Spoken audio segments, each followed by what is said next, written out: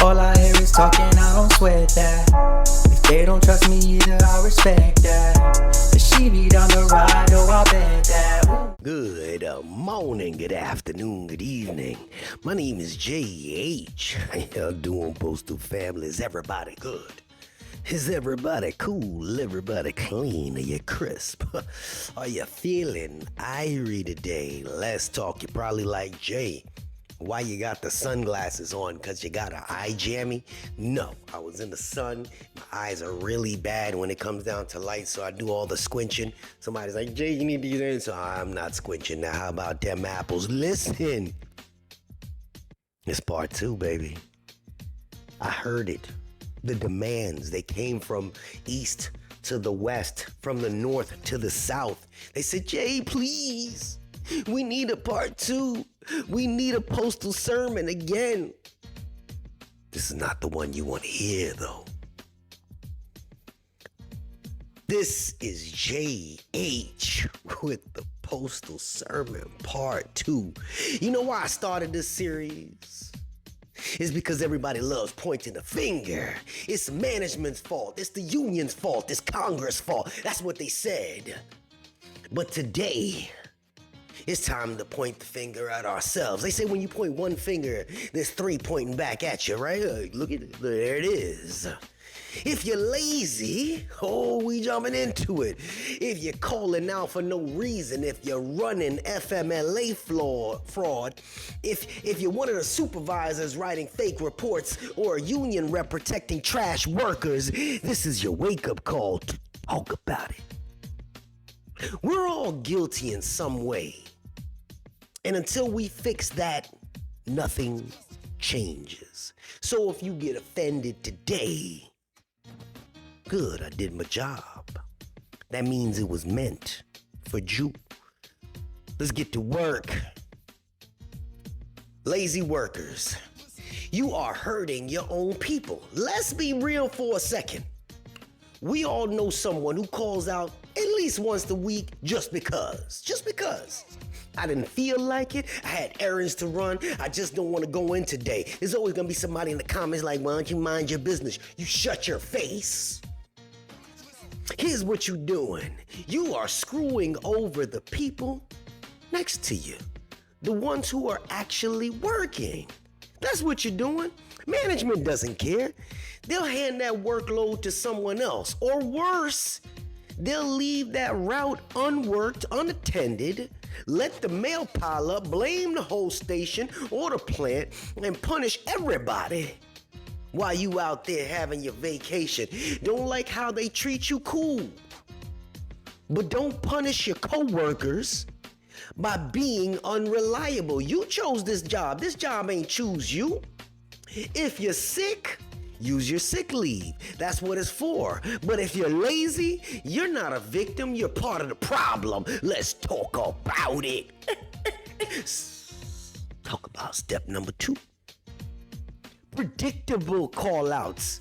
My man in the past said the 1-800-BANG-BANG.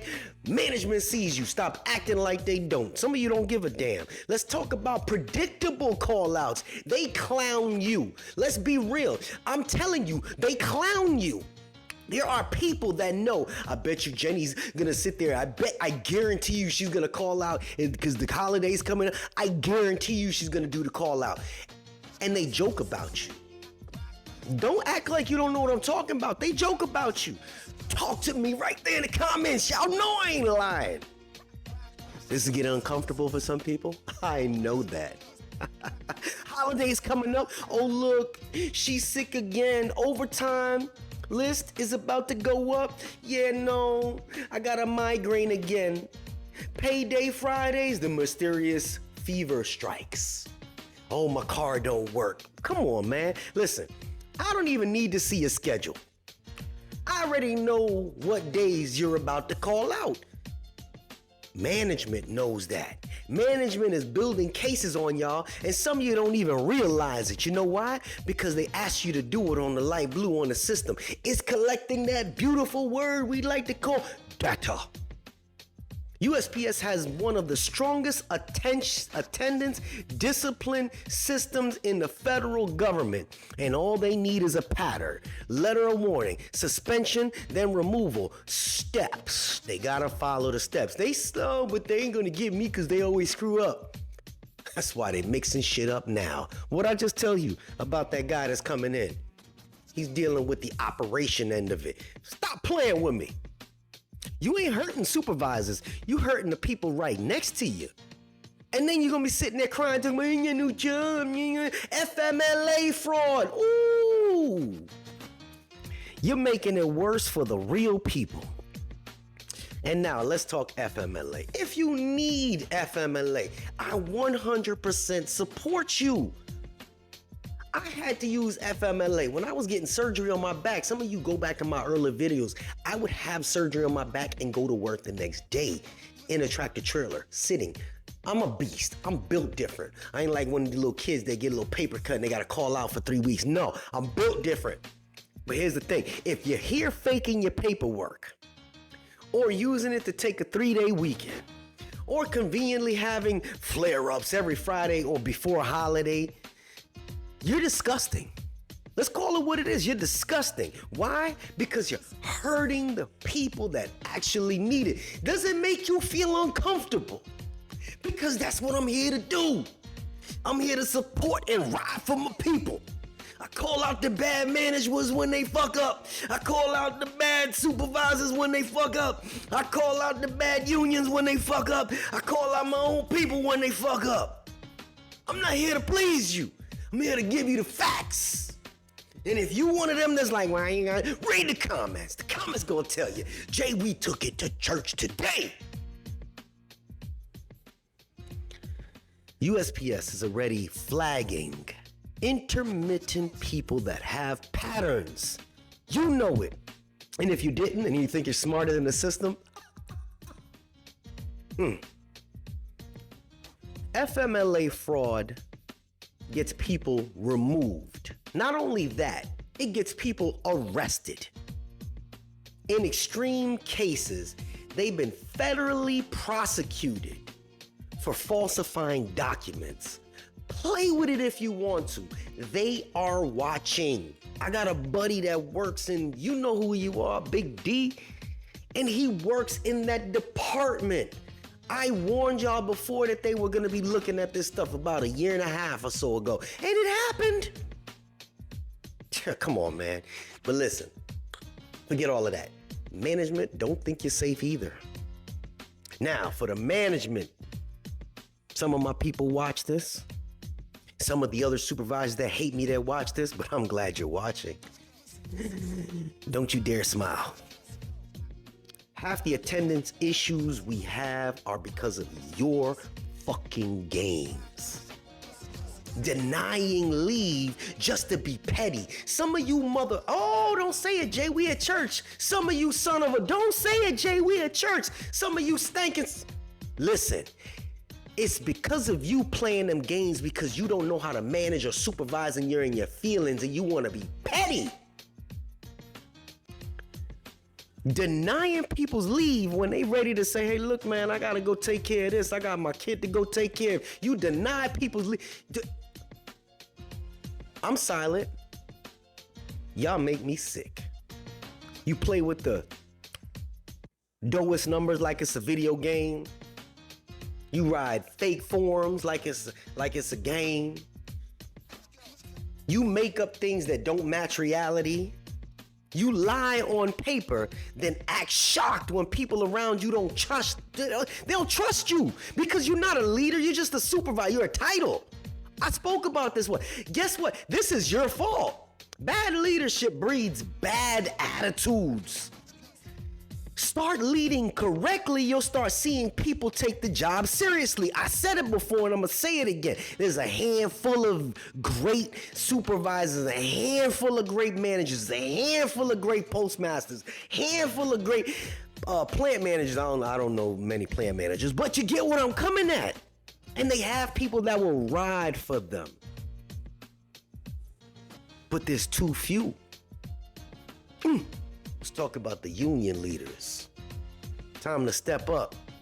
because some of the union people abuse it because they know the system like the back of their hand. I know for a fact in my area, and I wish that the OIG would be watching me right now. I know for a fact in my area I want to shout these people out, but they abuse the system just because they know the system is working for them. But the OIG is digging into them. And they part of the union, but they expect people to trust them. They are part of the problem. If you're defending workers who don't even want to work, you are just as guilty. I understand that is what you are there for. I get it. But where does your morals separate from the contract? I know it's very difficult to do that, but shit, man. I'm tired of hearing, well, that's our member, we gotta fight for them. No, fight for the ones that earn it. Fight for the people that are carrying this broken system on their backs every day. If we wanna build a strong union, we need to start being honest. Stop protecting trash. You already know I don't play about it. Ah, man, Jay at church today, cousin. Bottom line is everybody's guilty. Lazy workers need to stop it. Lying managers need to stop it. Weak union leaders need to step up. You want better contracts, better pay, better treatment? It starts with showing up. Show up to your union meeting, show up to fucking work, and start doing your part. This ain't about favoritism. No, this is about the truth. If this pissed you off, this is good. It was supposed to. I'll make sure you drop your comments. Drop your comments. That's what they're there for, the comment section there. There's always somebody there, yo, Jay, why don't you just mind your business? Then why you watching my clock? I'm not watching your clock. Your fellow coworkers are watching your clock. Your fellow coworkers are sitting there, and they're the ones that they're better than HR. They watch everything you do, but you are affecting them, because if you were not affecting them, they wouldn't be talking about it. They wouldn't even think about you. If you were one to call out once or twice a year, 4 times, 5 times a year, okay, you're not a major problem. But if people predict you're a clown to the rest of the people. Just know that. Perception is everything. You are a clown to the rest of your peers. And throughout the years that you work there, it will be something that sticks with you. Some people that have been there for 20 years can say, man, I know, man, Jimmy, that dude there, I know, man. Every year around this time, man, he does this, man. He calls out every year. You know, right there when football season comes, man, he know he gonna do this because he picked it. I know how he is, man. He been doing it for the last 20 years, man. It's bullshit. They have pegged you. And if your coworkers pegged you, management and the data tracking has pegged you as well. It's gonna catch up with you. It is. You know, I don't like the fact that people abuse the FMLA because there are so many people that honestly need it. And I don't like the fact that a lot of management doesn't know what FMLA covers because a lot of people need it. Y'all need to educate yourself as to what it covers. See, I'm not gonna feed you with that because people will try to abuse that. Some people write me behind the scenes and I give them some details. But if you need FMLA, you should really research yourself and see if it covers your condition, if you need it. But don't fucking come here and then after a year, you go out on FMLA and you get restrictions where you talking about you can't carry a route, and you play this fucking game for 7 years, 8 years, you're stuck in an office for 8 years, then a magical route appears that you just happen to like. Now all of a sudden you can come off of your FMLA, now you can work that route, and you had bidding rights the whole time. That's the slime that makes people not trust this union. That's not just in carrier craft, that's everywhere, man. Y'all gotta get it together, because all you doing is screwing each other up. And I mean, we need the union, but sometimes I think the union ties people's hands up and it makes us look bad. They gotta get language that works for everybody. But it seems like a majority of that language tends to just help a few, not everyone. Does it feel like that to you? If it feels like sometimes the language works against us more than it helps us, please drop your comments below. I love reading the comments. I had to throw that in there. My dog, Saeed, he's gonna do a video just like this. Probably. Anyway, listen, I did a Postal sermon specifically because people keep saying, well, what about the bad workers? What about the bad workers? What about the people that need to start showing up to work? And I agree. I did a video about this about 2 years ago, and I just happened to get a comment on that video, and it just popped up. And I was like, oh, let me revamp this. So I truly think that this place could be better, but there are so many people that are complacent, and they tend to just abuse this system so bad that it really needs to be gutted from the inside out. And I don't think anybody could really deny that. I don't think anybody says, hey, look, we like the way that this system is set up right now. Everybody has their own idea,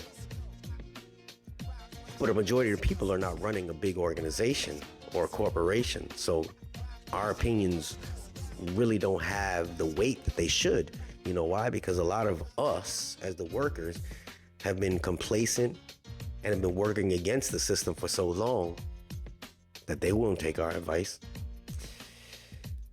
This is JH. Give me your opinions in the comments below. And for those that already come up with the thought process, or whatever your comment is in regards to why you watching my attendance or whatever, I don't care. You don't affect me. You affect your coworkers. Like I said, they clown you. I promise you that. They clown you. If you have a bad pattern of not showing up to work, they know, and you are a clown to them. I don't care what they think. You should, because it's them same coworkers that can't stand you behind your back that will eventually one day is gonna come back and bite you. You zimmy, this is JH. And I'm out. All I hear is talking, I don't sweat that. If they don't trust me either, I respect that. The she be down the ride, oh I bet that. Ooh.